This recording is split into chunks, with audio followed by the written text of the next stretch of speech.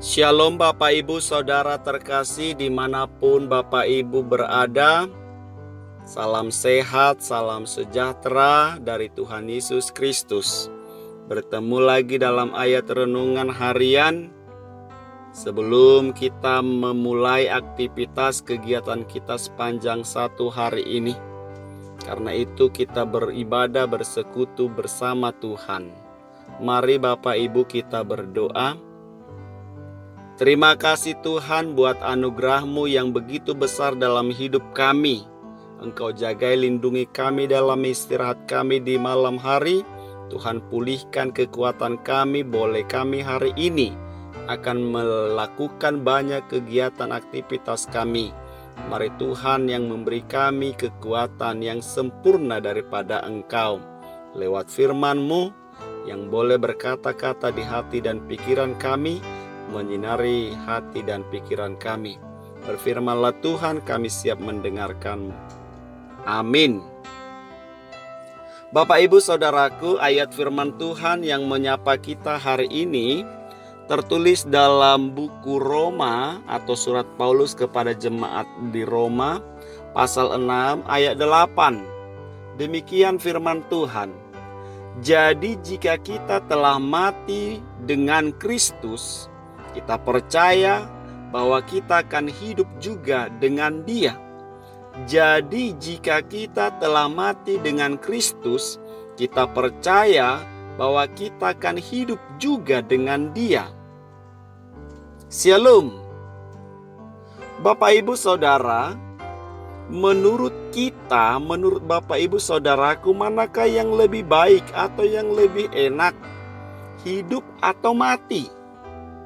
Manakah yang lebih hebat atau yang lebih terpuji? Berani hidup atau berani mati?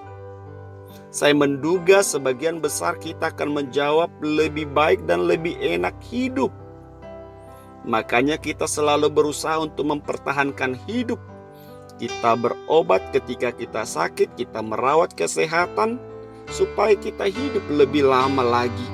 Kita bekerja mencari nafkah demi untuk mempertahankan dan memelihara kesehatan kita. Karena itu berani hidup tampaknya jauh lebih terpuji ketimbang dari berani mati.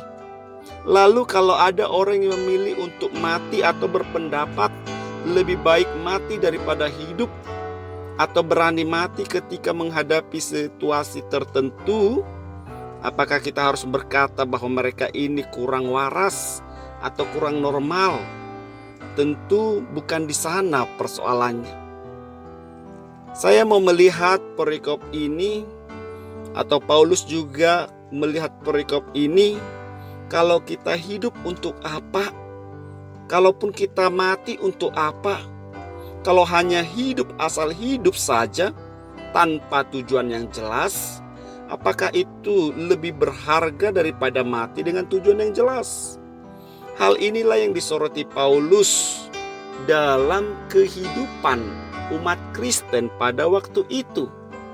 Dikatakan bahwa kematian dan kebangkitan Kristus membuat para pengikutnya tidak perlu lagi takut mati. Karena jaminan itu membebaskan kita untuk menikmati persekutuan dengan Dia. Bahkan untuk boleh melakukan kehendak-Nya. Ini akan mempengaruhi setiap aktivitas kegiatan kita orang yang percaya, di dalam pekerjaan, di dalam beribadah, dalam penelangan Alkitab, saat berteduh, atau dalam berbuat baik memperhatikan orang lain. Ketika kita memahami bahwa kita hidup ataupun kita mati untuk Tuhan atau di dalam Tuhan, itu membuat kita melihat dengan jelas bahwa hidup atau mati kita pun adalah milik Kristus, milik Tuhan. Karena itu saya mengajak kita semuanya untuk jelas melihat bahwa ketika Yesus telah mati bagi kita, kita mempercayai kebangkitannya juga akan membangkitkan kita. Maka Percayalah, Tuhan Yesus akan memberkati, menuntun kita untuk boleh melihat karya Tuhan yang semakin besar dalam hidup kita. Biarlah kita boleh berkata, baik aku hidup maupun aku mati, itu adalah untuk Tuhan. Amin. Terima kasih Tuhan atas kebenaran firman-Mu menyapa kami pagi ini, hari ini.